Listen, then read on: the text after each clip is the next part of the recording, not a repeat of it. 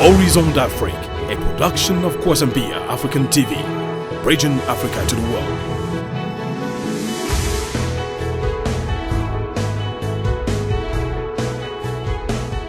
Alors, mesdames, mesdemoiselles et messieurs, bonsoir. Encore une fois, bienvenue sur ce plateau, bienvenue à Horizon d'Afrique. Horizon d'Afrique est une présentation de Kwazambia African TV et aujourd'hui, nous allons encore une fois parler de l'Afrique. Alors, lorsque nous parlons de promotion de partenariats économiques, transfert de technologie, tous ces termes sont d'actualité. Alors, ce soir, nous avons au studio deux jeunes innovateurs ici aux États-Unis. Ils ne sont plus à présenter d'ailleurs. Nous avons M. Julien Kuala et M. John Ouedraogo qui sont là pour nous parler encore d'un thème spécifique sur l'agroalimentaire. Alors, monsieur, bonsoir. Bonsoir Pierre. Bonsoir. Merci d'avoir accepté notre invitation. Le plaisir est partagé. Alors, nous sommes dans une dynamique où le partenariat, le vrai partenariat est d'actualité. Nos pays africains ont demandé et continuent de demander un vrai partenariat économique, mais aussi un transfert de technologie, okay, qui va nous donner à nous, Africains, la possibilité de nous autosuffire, de faire des choses pour nous-mêmes. Alors, vous avez une merveilleuse idée que vous avez amenée ici au studio la dernière fois. Et nous sommes là encore pour débattre sur ce sujet. Il s'agit de la foire internationale sur l'agroalimentaire USA-Africa. Alors, je vais tout de suite me tourner vers vous, John. Alors, rappelez à nos téléspectateurs, ceux qui n'étaient pas là durant l'émission passée, qu'est-ce que c'est? D'où vient cette idée? D'accord. Premièrement, d'où vient cette idée? L'idée est venue des échanges entre Julien et moi, où nous étions, comme d'habitude, en train de discuter des sujets d'entrepreneuriat, de business et voilà, comment impacter aussi, en fait, nos pays africains. Et nous nous sommes rendus compte que, étant déjà au Nebraska, il y a un potentiel qui n'est pas exploité, c'est-à-dire la mise en collaboration et en connexion entre le monde agricole aux États-Unis, surtout le Midwest, et puis nos pays africains. Parce que nous savons tous que la sécurité alimentaire est un sujet de grande priorité pour beaucoup de nos pays africains. Donc l'idée est née de là, et c'est pour ça que nous avons entamé de créer la foire internationale de l'agrobusiness et de la manufacture États-Unis-Afrique. Et cette foire-là est organisée par International Agribusiness Initiative, qui est un non-profit. Voilà. Bon, alors, vous l'avez dit, John, le Midwest est le grenier des États-Unis, comme on le dit. Alors, Monsieur Julien, parlez-nous encore une fois de comment vous avez pu mettre les ressources en place pour connecter l'agrobusiness ici aux États-Unis avec ce qui se passe là-bas au pays.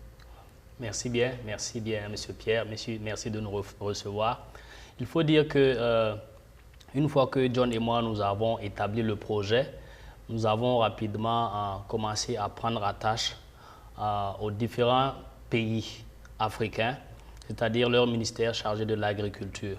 Donc nous avons pris attache, contact avec le ministère de l'Agriculture du Burkina Faso, du Togo, de la Côte d'Ivoire, du Ghana, à travers Washington, puisqu'ils ont leur représentation, leur consulat. Et je profite de l'occasion même pour informer qu'il y a 10 jours de cela, M. John Ouedraogo et le directeur de programme, M. Moussa Guira, étaient à Washington pour une mission de rencontre à ces ambassadeurs et consuls de ces pays africains-là.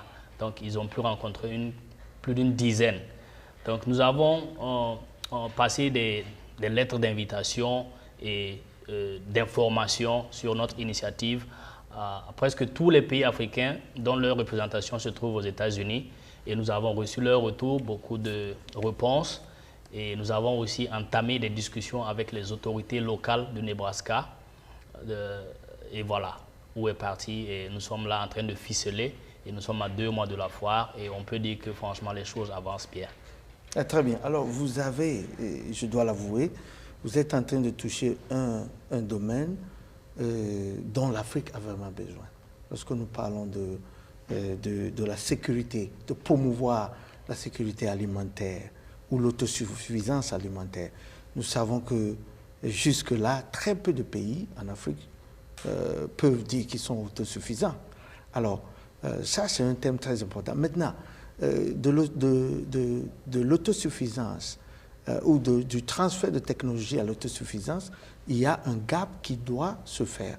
Alors, comment vous comptez promouvoir cet échange de technologie entre les agriculteurs ici aux États-Unis, qui sont très avancés, et l'agriculture de subsistance que nous avons encore en Afrique?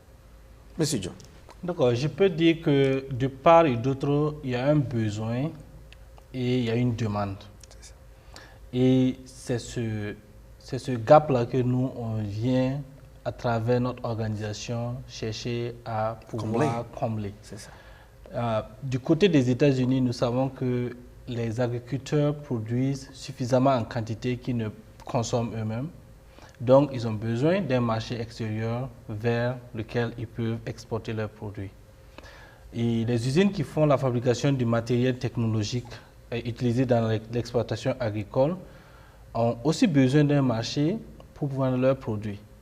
Et je peux dire aussi que dans la même logique, même les gouvernants, ils ont besoin aussi d'établir des rapports de partenariat avec d'autres pays pour pouvoir booster aussi leur économie. Lorsqu'on parle aussi du transfert de connaissances, de compétences et de technologies, même la formation en fait, de ceux qui viennent à la recherche de l'information, cette formation ne se fait pas gratuitement. Ce qui veut dire qu'il y a ces compétences-là qui sont vendues aussi. Et de l'autre côté, en Afrique, nos pays sont en train de travailler à développer l'agriculture pour pouvoir arriver à une certaine souveraineté alimentaire. Et cela aussi, c'est un chemin. Même si l'objectif, c'est de pouvoir limiter les importations, cela ne peut pas se faire du jour au lendemain. C'est un processus.